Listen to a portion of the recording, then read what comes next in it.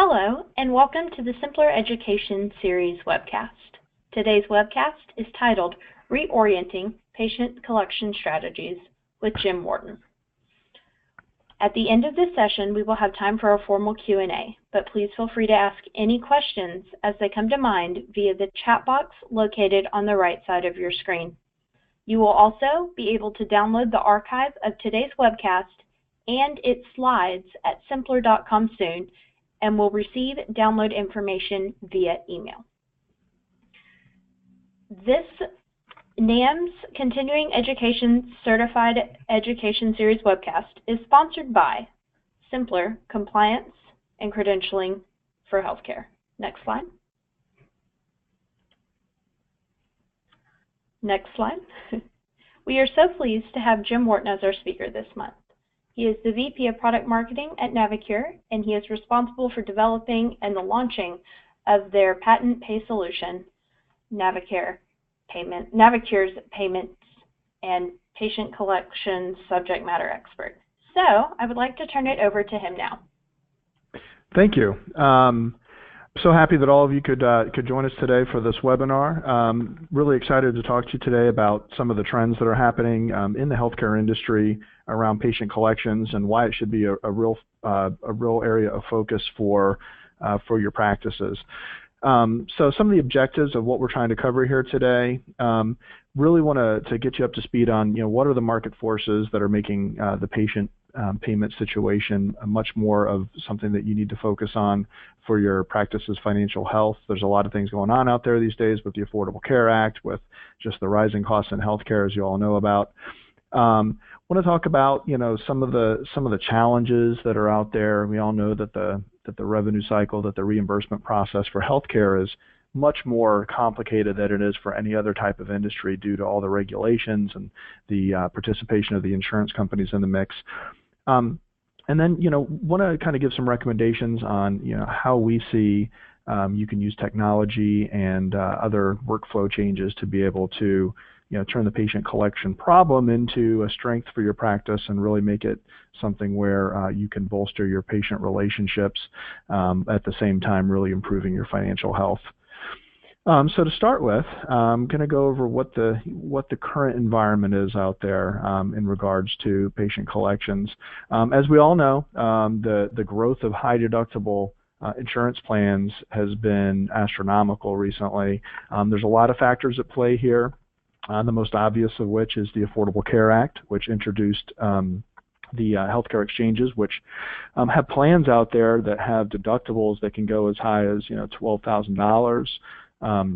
In a lot of cases, it's somewhere between that $2,000 and $12,000 range for those plans. But even for private insurance plans, the deductibles have been rising and rising, in recent years due to the rising healthcare costs. Employers can no longer afford to shoulder the complete burden of healthcare costs for their employees. So a lot of that's being shifted over to raising deductibles and raising out-of-pocket expenses for actual individuals. So as you can see, the number of folks with a high deductible healthcare plan has risen sharply over the last decade, and now about as of 2014, the most recent data we have, about 17.4 million people in the country are on a high deductible plan. So what does this mean for the individual patients? I mean, obviously it means that the out-of-pocket expenses that they're likely to incur as part of their healthcare regimen has gone up extremely, an extreme amount over the last few years. It continues to rise. So as you can see from this chart, as of 2012, and it's even risen since then, the average deductible for a patient would be a little over $1,000. And the average copay a little over $100. So what that means is that it's probably amount of money that this represents that the patient likely does not just have on hand ready as disposable income. So there's a statistic that came out recently in a from a Bankrate Money Pulse survey that 62% of Americans said that they wouldn't be able to incur a $500 expense with cash they have on hand. So they'd have to go out and borrow that money from a friend or a relative or put it on a credit card. So that really puts this into perspective. So if you're talking, $1,000 deductible, $2,000, $3,000, That's many times magnitude higher than what the average household has on hand for unexpected expenses, which, of course, healthcare expenses often fit into that category. And so how this translates into the practice is that, of course, their patients having to shoulder that much more responsibility means that a higher percentage of the practice's overall revenue is coming from patients as opposed to insurance companies. There was a time not too long ago where the vast majority of revenue came from private insurers or from Medicare, Medicaid, down into the low single digits of percentage, and now it represents about a third of the average practice's total revenue. So it's no longer something that can be put on the back burner or written off or ignored, as it was in a lot of cases. It's just too much of the bottom line in that regard. So that's some of the market forces that that are really shaping up where we're at today, and why this is becoming a growing issue day by day. I'm sure many of you out there have already started to experience this and are looking for answers on how you can improve your patient collection process. But next, what we're going to talk about is, why is this such a problem? We all know that patient responsibility is increasing. We talked about some of the reasons why. Well, why is it such a challenge to be able to collect that money from patients when it's so relatively easy in some ways to collect from insurance companies? Because that has been the paradigm for so long. We've perfected all of our revenue cycle practices around collecting from payers, from insurance companies. We have a lot of tools in place. We have a very set process. There's a lot of methodology there, which makes that a more efficient, more reliable, and predictable outcome. But for patient collections, that's just not the case. And here's some of the things that come into play. The first thing is, you have to consider that it takes a lot longer to collect from patients than it does from an insurance company. On average, if you look at this illustration, you see that about 3/4 of your patients, it's going to take up to 3 months to be able to collect from them. So between 1 and 3 months represents the highest time frame, whereas collecting from an insurance company typically is about 30 days. You issue the claim. If you're good about getting claims out the door, you can see reimbursement very quickly there, and it usually comes all at one time, and it's a predictable amount. Patient collection is not the case. It's going to take several interactions with the patient to potentially to collect that money. All of that is very expensive. It costs a lot. Even if you just look at the amount of time it takes to collect the revenue and the impact on cash flow, that's one thing. But think about all the other activities that go on when collecting from patients. You have the expenses of the printed statements, the postage cost of mailing those out. You have all the administrative costs. You have to have somebody that's there ready to answer the phone and collect payments from patients. You have to have someone that's there to open the mail, cash checks. There's a lot that goes into that, and it's a very expensive process. And what ends up happening is, if you don't collect all that you can before service or at the time of service, the minute that patient walks out the door, your revenue starts slipping away. So as you can see from this illustration again, as we said before, it typically takes up to 3 months to collect from the average patient.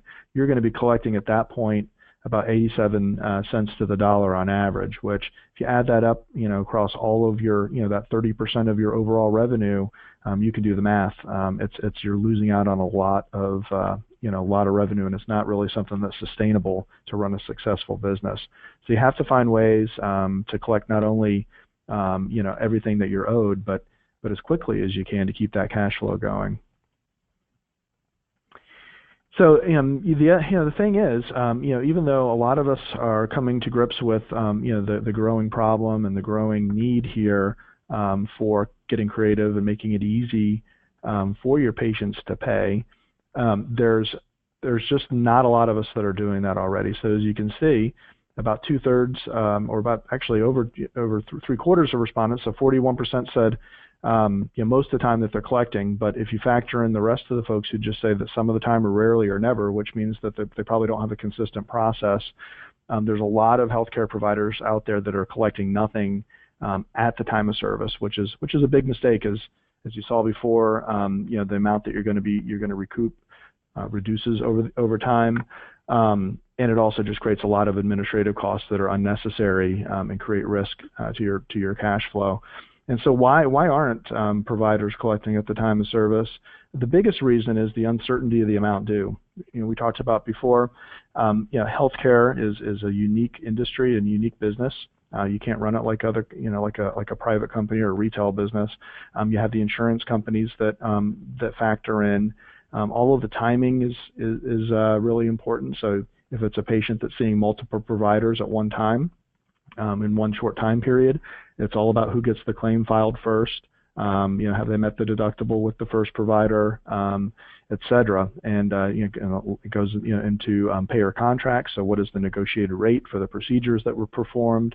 There's a lot of factors that go into play here, and what that causes is a lot of uncertainty. So unless you have a good process in place to be able to estimate the balance due, to be able to communicate that to patients and use that to fit into your collection process, what's going to happen is that you're probably just going to try to worry about it on the back end and wait for the insurance company to process the claim and then go chase that balance, which again, just the paper statement costs alone of mailing out statements and waiting for patients to pay them is an enormous cost that really you can't afford to incur anymore at that level. And then the other another big concern is the patient resistance. This is not only is it a big change for healthcare providers with all of the high deductible plans and the move towards consumer healthcare, but it's a big change for patients too. Most of us as patients are not accustomed to having to pay so much out of pocket, and every year it seems like that amount goes up, goes up and up for each of us. So it's a very uncomfortable conversation to have with patients, especially at the time of service. It's a difficult thing to balance, to be able to talk to them in a way that you still maintain that air of being a healthcare provider and a caregiver first, but at the same time being firm enough to be able to collect the money that you're owed so that you can run your business. So that's something that's very important. We'll talk a little bit about here in just a bit, is training your staff to make sure that that's a comfortable conversation, that you're able to overcome that resistance. And I think the two really go hand in hand. The uncertainty of the amount due, along with the patient resistance, they kind of play into each other, because I know as a consumer or as a patient, I'm a lot more willing to pay for something when I get an estimate up front. Just like you would have a contractor come to your home and perform a service, for example, replacing your fence in your backyard. You're going to be a lot more likely to put down a down payment if they give you an estimate about what the maximum amount is they're going to owe. You don't want to give anyone an open-ended access to be able to charge you, or to be able to. You don't want to pay for something where you're not clear on what you're paying for. So far we've talked about the Affordable Care Act, the rising cost of health care, and the other factors that are driving us to a very consumer-based healthcare environment these days, with the rising portion of responsibility being shouldered by the patients, a reduction in the amount that the insurance companies are covering. All of these things forcing you as healthcare providers to focus in on creative ways to collect from patients and to make this an easy process. We also talked about the revenue cycle realities. It's a challenge. It's a very uncertain conversation to have unless you have a good process in place about what the patient's going to owe at the time of service. But we also talked about all the expenses that come in from having to mail patient statements, all the collection activities of having someone manning the phones, opening mail, reconciling the bank accounts. All of that is a very manual process and very costly, but it's necessary in some cases if you don't have a good upfront process in place, because really your only course of action is to wait for the insurance claim to process, figure out the exact patient balance, and send a bill in the mail. So what we're going to talk about now is ways that you can adapt your current practice's workflow to make this whole process run a lot more smoothly and have a lot more success collecting everything that you're due from patients. And a big part of that is actually patient satisfaction. The easier you make it for patients to pay, the more likely that they're going to be to pay you. So that's something that we always have at the forefront of everything that we recommend doing is making sure that the whole process is very seamless for patients, that it's very well understood, and that you, frankly, that you leverage technology to make this something that's a very slam dunk process that you can repeat for every patient, for every situation on an ongoing basis. So, in a nutshell, what we recommend is using this simplified time of service collections model.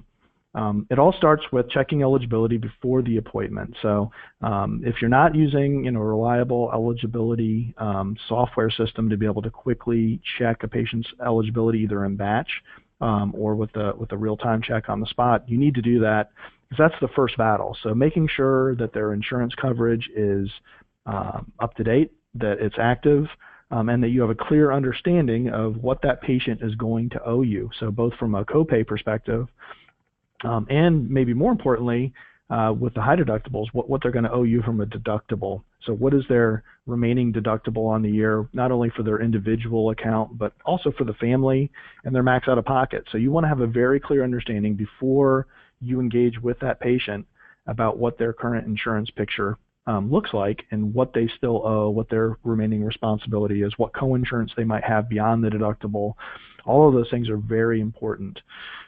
So we recommend that you have as many of those conversations as you can during the scheduling process. So when the patient calls in to schedule an appointment, it's a great time to go ahead and talk to them about your financial policy, to explain to them that at the time of service, based on their current insurance outlook, what they're going to owe you from a copay perspective, and even potentially from a deductible perspective. If nothing else, at least communicating to them at that point that they do have a deductible, what that means, and perhaps what their remaining amount is there.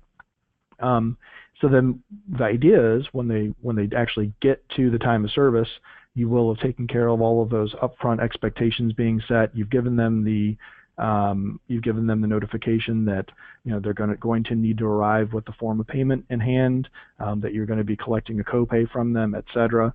So that when it comes time to that time of service, you take a lot of pressure off of your front office staff. We mentioned before it's a very uncomfortable situation for patients.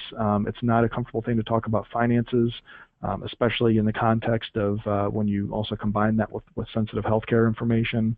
So the easier you make that whole process at the time of service, the more successful you're going to be. So once that patient arrives, collecting any past due balances and current copays is what we recommend. So if a patient still owes you a balance from their last visit, go ahead and get that taken care of there on the spot. And in fact, it's a good time to even mention that to them when you're on the phone with them prior to the visit, so that they know that they have a previous balance that you're going to want them to pay when they get there. And they should have already known that they have a copay. So collect that money before they're seen. If at all possible, if it's a situation where what procedures are going to be performed or what services are going to be rendered before the patient is actually seen, if you can create an estimate of their responsibility at that time, that's ideal. So that way they know before they even accept whatever treatment they're going to receive, they know what that's going to cost for them. So what comes into play there, again, is what is their remaining deductibles? What is their co-insurance percentage on their plan? How much is your contracted rate for each of the procedures with their insurance company? So it all varies based on your payer contracts. What is going to be the overall reimbursement versus the patient responsibility per procedure? Factor all that information in. Put that in a format that the patient can easily understand. It's going to be a lot more successful having those conversations at that point. And then what you can do, and then the other thing to mention, what you could do if you don't know the procedures that are going to happen before they're seen, you could have a good process in place upon checkout, so that things have changed when they've gotten into the visit. They've had to have additional X-rays or other tests run that weren't expected. Being able to tally all that up and then present them with it at checkout is still better than letting them walk out the door without understanding what their balance is going to be. What we do is we recommend that you take it even one step further and swipe and securely store their credit card information with a written signed commitment to pay any outstanding balances after the claim adjudicates. There's a lot of folks doing this now and having a lot of success. Patients, again, if you couple this with an accurate care estimate for them, the patient is going to be very willing to do this. It's a very common practice now, and if you're able to show them kind of what the maximum amount is going to be post-adjudication, then in most cases they're going to be willing to do this. And then the other thing you can do, if you have the technology that allows for this, allow for a payment plan in advance. So what you can do is, say the patient comes in, you've done the estimate for them, and it turns out they're going to owe $1,000 after the claim adjudicates is what you estimate. Swipe that card, securely store it. You don't charge anything at the time of service, so you don't have to worry about refunds. You don't have to worry about going back and reconciling all that information after the claim processes and either collecting more or or refunding an amount. You wait till the claim adjudicates. You see what the exact balance owed is. If it's nothing, you cancel that. Card on file and move on.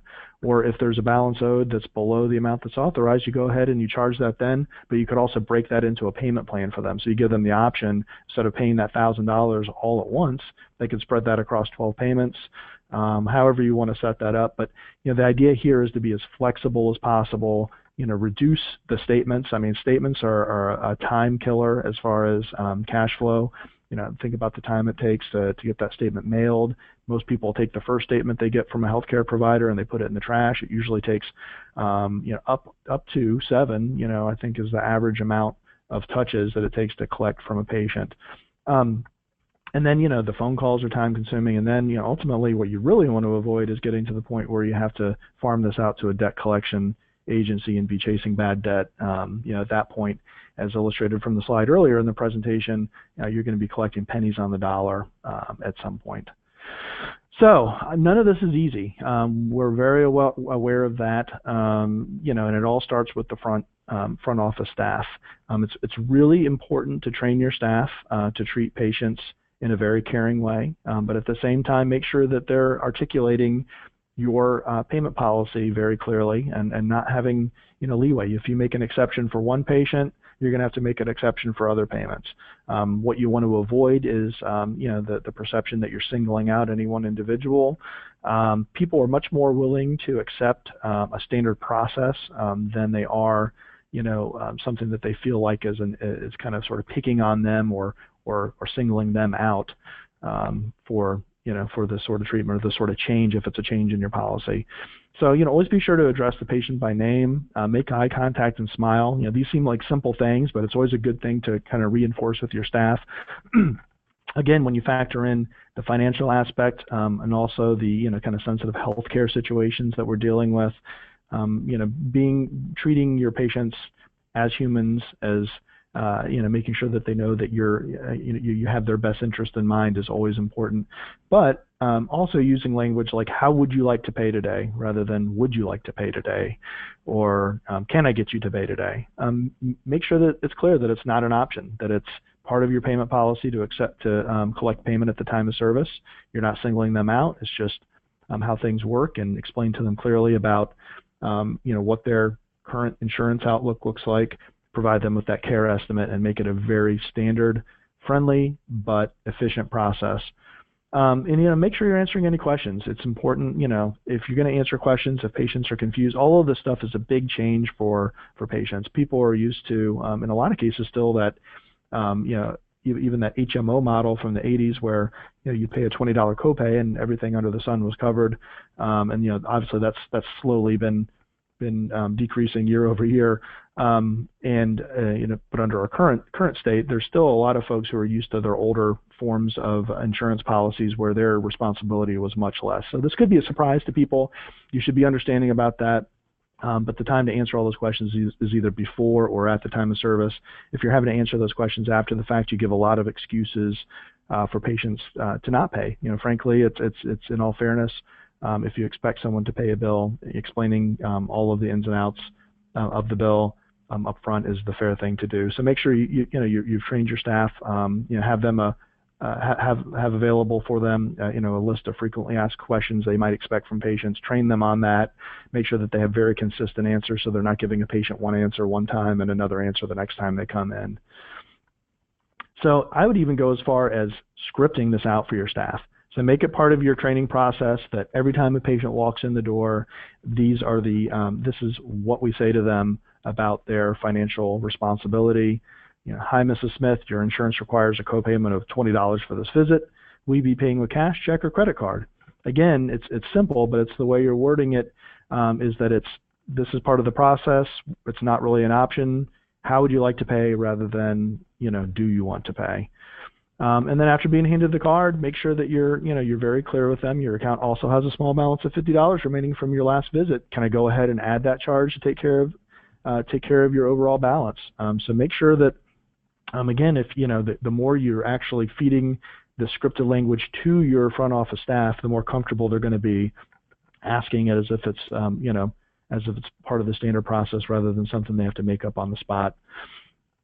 Another big thing that really helps with collecting from patients in this environment is having the ability to have credit card on file. So I know that's a very scary statement for a lot of people. We all hear about all of the security breaches out there with our credit card information, whether it be some of the large big box retail stores, or we all hear about all this stuff on the 5 o'clock news every day about. It seems like on a weekly basis. But in the vast majority of those cases, it's not a technology breach. In the vast majority of those, it's a situation where people are writing down credit card numbers and putting them in a filing cabinet that a disgruntled employee will steal, or somebody will break in and make off with those. People overhear folks talking about credit card information. So if you're talking to a patient on the phone and you're repeating out loud what their name and their credit card information is, it's very easy for somebody just to listen in and write that down. So when we talk about credit card on file, we're not talking about any of those things. We're talking about using a very secure and reputable technology service to be able to swipe those credit cards from the patients, tokenize that information, and have it available for you to use for a variety of reasons. For people who are, where it's a situation where it's patients who come in frequently. So, for example, physical therapy might be one example. Dialysis center. Other situations where you're dealing with chronic care. It can be a real convenience for patients if you're able to store this information. That way, they don't have to remember to bring their wallet or bring their HSA card, or bring their form of payment with them every time. You can just ask them if they'd like to put it on their card on file. It's a very easy, simple transaction. It also speeds up the check-in process considerably. And the other thing you can do then is use that information, as we talked about earlier, get a commitment from them, have them sign an agreement that says after the claim has been processed by the insurance company that they're willing to let you use that form of payment for the remaining deductible or the co-insurance that may be required after that fact. What we found is that in a lot of cases, most insurance plans these days have the concept of a flexible spending card or an HSA card, and patients are often very willing, especially if you're their primary caregiver and they know that they're going to have a lot of expense with you over the next several months. They're very accommodating in leaving that card with you, since it can only be used for healthcare purposes. But even private credit cards, it's something this is a growing practice. Healthcare providers are doing this, other businesses are doing this, so people are getting more used to this. They know that there's protections in place that if you were to issue a fraudulent charge on their card, that they can refute that. So people are becoming comfortable with this concept. The important thing is to explain to them exactly why they're going to owe you money and be able to give them an idea of what the maximum amount is that you're going to charge at that later time. So I talked about security. They can't stress this enough. Make sure you find there's a lot of fly-by-the-night companies out there these days that are doing credit card processing. There are regulations and thresholds out there, but there's people who are not necessarily always following those. And more importantly, again, you want to avoid manual processes, especially any kind of situation where you're writing down credit card information or typing it into a spreadsheet or anything like that. You're much more likely to have a breach of security in those situations. Ideally, what you want is you want to have a software system where you can scan that card, and it does what we call tokenizes it. So basically, it replaces it with a kind of a jumbled string of numbers and characters that it stores in the database rather than storing the actual credit card number itself. So that way, if there is a technology breach and somebody were to hack into the database, so to speak, the numbers that they would get out of there are useless and meaningless, but they attach back to a meaningful number that's under a much higher level of security and encryption that's behind several redundant firewalls. So make sure you're doing your homework there. Make sure that you're working with somebody that you can trust and that has very high levels of what we call PCI compliance. That's the security regulation kind of rating system in the industry. You want someone that's level 1 PCI compliant. Work with your legal team. They play a big part here. Patient agreements. If you're going to be storing cards to charge for future charges, you need to make sure that that's all very clearly written out in legal language, so that when the patient signs that, it's a binding agreement that they can't dispute charges when you do run the card later. Really simple, basic thing to do. Your technology provider may be able to provide you with some template language there that your legal team can work with. But also, it also makes sure that you're handling the situation consistently, and it also speeds up the check-in process. It's a form that your check-in staff can hand to the patient, and it's not a conversation that they have to sort of go with on the fly every time. And then, make sure you're training your staff about safe and secure procedures for collecting credit card information on the phone. As I mentioned before, that's a big source of credit card security breaches. You have a long line of patients. You're taking a phone call while you're checking in a patient. You don't realize that while you're having the conversation with the patient on the phone, the patient standing there at the desk is listening in and writing down whatever credit card information you're repeating. It's something that happens very frequently in restaurants and other areas as well, where it's just a quick swiping of the information that's either handed out in a non-technical way or spoken out loud. and never write down credit card information and keep it in a filing cabinet or drawer. I know this is the way that a lot of us handle payment plans or other types of kind of account level billing, ongoing billing situations in the past, but it's by far the #1 source of credit card security breaches. It's very easy for a disgruntled employee to take that file, make copies of it, and have all of that credit card information and personal data on the patient. So take it just as seriously as you would PHI. It's every bit as important and something that you really need to have a good policy and make sure that your staff is very aware of all of the implications of treating credit card information insecurely. So in some of the best practices, we talked a little bit about make sure you have signed agreements. That's very important. It needs to be standardized, needs to go through your legal team. Talked about also, storing card information. It's not only a convenience for your practice so that you can easily collect the amount due after the claim processes, but it's also convenient for your patients. As I mentioned before, it's in situations where it's convenient for the patient not to have to carry their purse or their wallet with them. It can help out there. And really, most people don't like getting mail these days. They don't like having to deal with writing a check and sending it in. So being able to set up creative ways that they can, automate that payment or have that card on file so you can just ask them if they want to use that account information, they're usually appreciative of that. Again, most people monitor their credit card accounts very closely, and they'll be aware of the fact that they know they can control any kind of fraudulent activity. So they're much more willing to give you that information now than they would have been in the past. And then use email to keep patients informed. So that's a big way you can save right off the bat, is cutting down on those paper statement costs of printing and mailing, and replacing those with electronic statements via email. There's a lot of ways you can do this now. If you work with your technology provider to be able to replace those paper statements with email, they can link off to to a secure website where they can answer identifying information about themselves. For example, you might ask them their date of birth, their zip code, and there's a combination of other combinations of information that can uniquely identify a patient so that you can protect their PHI, protect their financial information, but show them that statement online, show them their bill online so that you're not having to mail that. Again, it's convenience not only from you, but for the patients. It's a situation where they could pay from their mobile device even potentially. And we're all getting used to doing that. There's very few situations these days from a consumer perspective that a person has to pay a bill anyway other than online. So it's important for healthcare to get with the times there. It also just goes into that whole mantra of making it very easy for patients to pay, and the easier you make it for them to pay, the more likely they will pay. And then, some systems even use patients to use that credit card on file when they're paying online. So, they come in, they pay for their copay, you ask them to store that credit card information on file. When they do get that electronic statement in the mail, it'll already have that information ready for them. They don't even have to pull out their wallets and find the credit card again. It can be prompted to ask them if they want to use that stored account on file.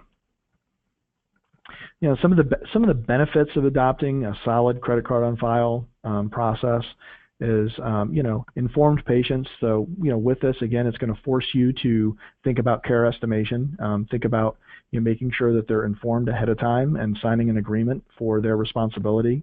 And in the end, that's going to help with your patient relationships, because it's going to create transparency and trust between you and them. Reduced days and accounts receivable, statements take a long time to collect on. If you have that information, you can go ahead and charge the card immediately after adjudication. I mean, it could cut weeks, months off of the amount of time you're able to recoup that cash. All going to feed into an improved cash flow. Make sure that you have the money on hand to keep your employees' paychecks going out. Make sure that you can keep the lights on, and make sure that you're keeping up with all of the the growing expenses that every practice has these days. And then, again, talking about a lot about reducing patient statements and all those hard costs. Very likely you're spending thousands of dollars a month on that, and it's something that could easily be replaced in a very short amount of time and provide an enormous amount of savings by going to electronic statements. Electronic management of payment plans. I know a lot of us do offer payment plans already, but in most cases it's a manual process where you either rely on the patient to remember and call in every month, or instead of one statement, 12 statements go out. One for every month, which just exasperates that whole the whole cost aspect of the whole paper statement process. Elimination of bounced checks is an obvious one. Manual refunds and refund of check expense is very difficult. With if you have a good credit card processing system in place, you're able to easily transfer funds back to the patients as needed. Elimination of cash drawers. Not that many people pay in cash these days, but it's still something you don't ever want to have to deal with much cash. And then there's a slew of other reasons why adopting a credit card on file process is very beneficial to both your practice and to the patients. So so the last thing I'm going to talk about here today is the care estimation. So I know I've talked a lot about how important this is into making sure that you're able to set expectations with patients, make that collection process go more smoothly, and can't say enough about care estimation. Being able to again lay out what is the reimbursement amount or the fee schedule amount for that particular insurance company. What is the amount that they have still remaining on their deductible and their co-insurance, and be able to really lay that out for them before the service is rendered, paint them the picture of what you think they're going to owe. It's very easy then at that point to ask for them to go ahead and set up a payment plan proactively, or to go ahead and authorize that you can charge the card the full amount once the claim is adjudicated. Get them to sign the form right there on the spot. Make it part of your payment policy. Don't just do it sometimes, do it every time, and the patient will get used to doing that. Role of care estimation. So, patients are going to be a lot more willing to pay you at the time of service if you can explain to them why.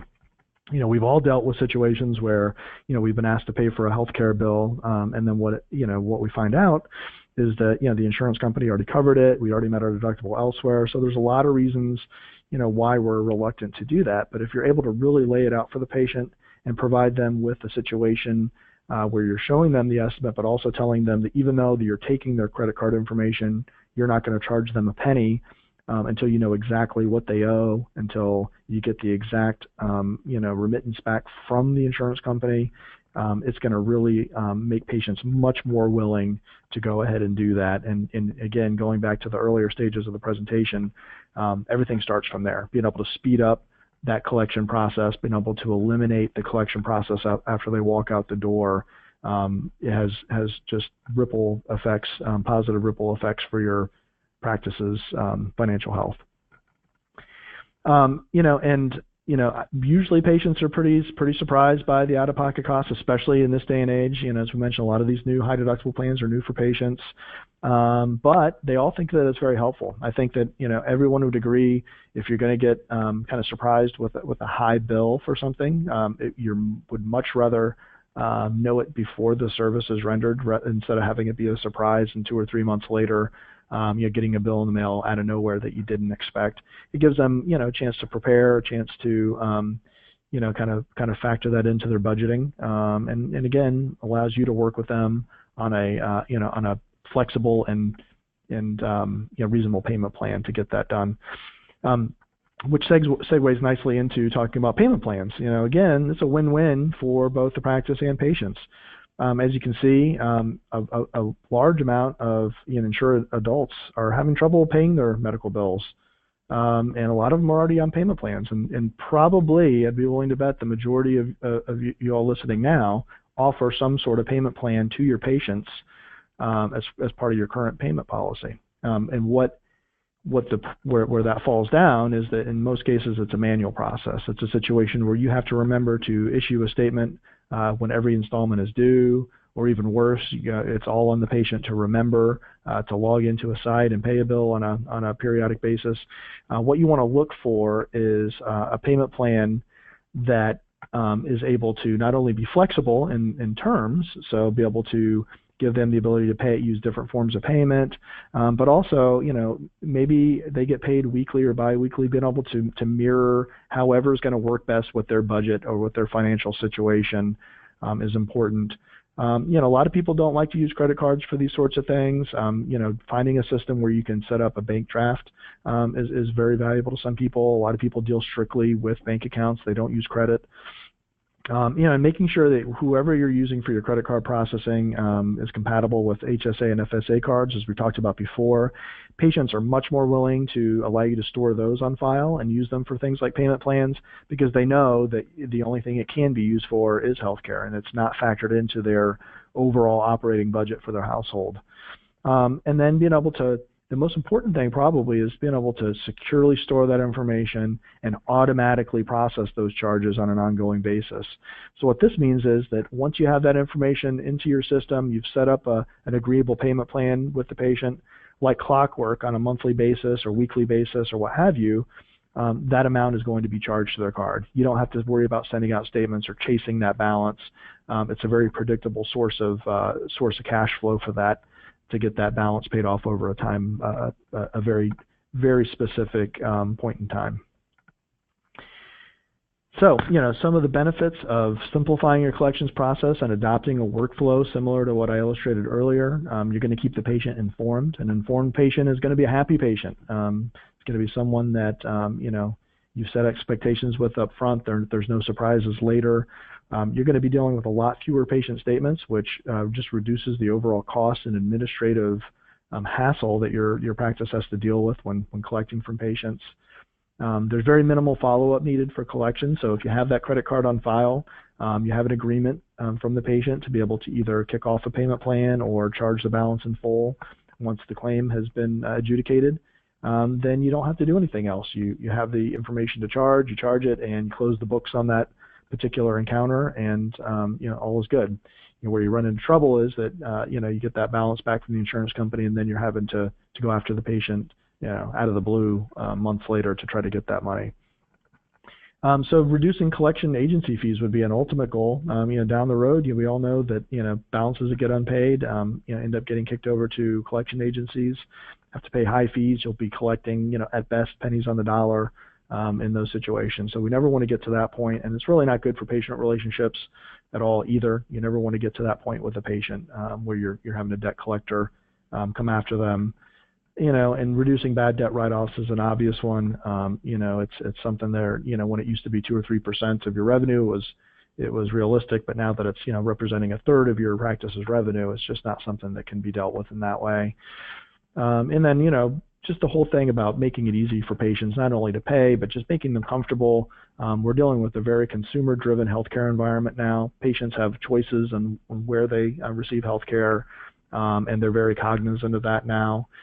So you want to make sure that you're running your practice like any other business, where you have the customer, which is the patient in this case, have their well-being in mind and their satisfaction level in mind. And then the ultimate goal is the improved revenue. So you want to reduce that AR. You want to speed up the whole time frame that it takes to complete reimbursement on any encounter, and keep the cash flow going to be able to allow you to continue to run your business successfully and continue to serve your community. So what do we do about patients who are slow or unable to pay? That's always a difficult question to deal with. Make sure you've worked with an attorney to establish a policy that's consistent and fair. It's something where, again, you don't want to be singling out pay a patient one time and the next time you don't. You want to make sure that it's all part of a very standardized process. You're also you got to train staff on what are the rules. If a patient hasn't paid, they're not paid up at the time of a scheduling. Do you let them schedule a new appointment, or do you turn them away? Do you offer at that point to set them up on a payment plan before they can be seen again? All of those are things that you need to work out and see that what fits best with your practice. But definitely recommend that all of this stuff should be very standardized, very clear to your staff and to your patients. And then be very transparent. That goes back to the care estimation, being able to provide a very clear picture of what they're going to owe, but also making sure that they understand the financial policy at the time they're scheduling with you. Make sure that they know if they want to be seen by your practice, this is how you handle patient payments, and make sure that's all communicated very upfront, but also make sure that to highlight all the benefits of being able to store those cards on file. They don't have to bring their wallet with them, for example, to make a payment. They can pay online. They're not going to have to receive bills in the mail. All of those things can be seen as benefits for the patient. You just want to make sure that you're communicating it to them in that positive way. So statements, best practice. Make sure statements are easy to understand. Good way to kind of barometer here is to ask a family member to look at a sample statement and see if they can read it and understand it. If maybe you have a senior citizen in your family that can take a look at it, that's where a lot of issues arise. And if it makes sense to them and it's something that seems fair and clear to them, then it's going to probably be a good check for you. Remove things like 30, 60-day, 90-day aging categories. Instead, just do like every other business does and put a due date. Show them what the due date is. It puts a lot better, framework on it, and makes sure it puts it in perspective about, when the bill is due rather than when the service was rendered. Include insurance payments that were already received so the patients know that you are taking that into account. A lot of times they'll be like, oh, my insurance just hasn't paid it yet. I'm not going to pay anything. But if you lay it out for them and say, look, the insurance has already paid their part. Now you owe this. You're going to be much more likely to have the patient pay their amount in those cases. Use statement messages and escalate language with each statement. So gradually work up to it. Don't go 0 to 60 in 2 seconds. Make sure that the first statement is very cut and dry. But then use your work with your lawyers. Find out the best way to kind of escalate the communication as it continues. Send a statement to yourself, test the process and the timing. Again, like anything else, you should be testing the process, making sure it makes logical sense to your practice and doesn't just sound good on paper. E-statements save a lot of time and money. We've talked a lot about this, just the hard costs of sending out all those statements, but all of the administrative costs. Most healthcare technology companies out there have something they can do for you in this regard. Make sure whatever one you're going to use is something that's very convenient for the patient. One of the areas where we see this fall down is where patients have to create a whole account where they log in and remember passwords. Can be very difficult. We all have a lot of accounts that we have to remember. So being able to make it very easy and streamlined for the patient is where you're going to have a lot of success here.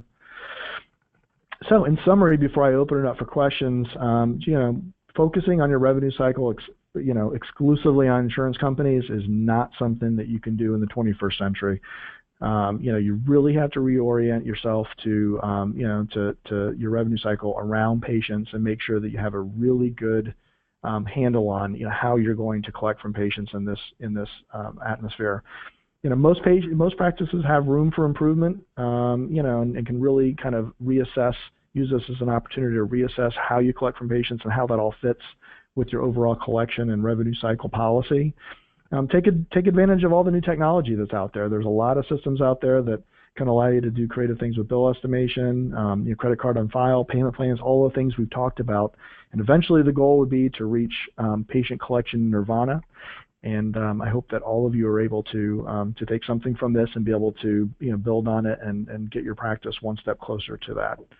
So with that, I'll open it up for questions.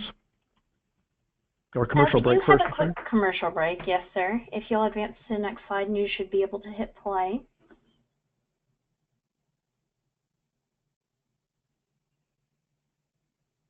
Oh, looks like our sound isn't working. So this is the payer enrollment option from symplr as it relates to this topic. We can enroll your payers, so that's one thing less you have to worry about when it comes to collecting money from your patients. You don't have to worry about using the payer. You don't have to worry about also getting money from the insurance companies for your payer enrollment. If this is something that sounds like it would benefit your facility, please reach out to us at sales@symplr.com. That's sales@symplr.com. And if you'll advance to the next slide, sir. We don't have at the moment any questions that have come in. I guess people are still digesting the info that you've given them. Is there anything you'd like to kind of add as a quick remark before we wrap up? No, just that my contact information was displayed there at the beginning of the presentation. I'm happy to to talk to anyone if you have questions that come up later, after you've been able to think about it, and happy to talk to anyone and talk about ways that you can use technology to improve the situation. Talk about ways that my company Navicure might be able to help. But anybody has any questions, feel free to follow up with me at any time. All right, thank you so much, sir. I would like to thank everyone for joining us today. Another reminder, you will be able to download this webcast and its slides at symplr.com soon, and you will also receive a link to that archive via email. In order to make sure that you get this email and your CEU certificate, please add communications@symplr.com to your address book. Again, that's communications@symplr.com. I would like to thank Mr. Jim for coming out and speaking to us today, and I would like to thank everyone else for joining us today as well, and I hope that everyone has a good day. Thank you. Thank you, sir. Bye.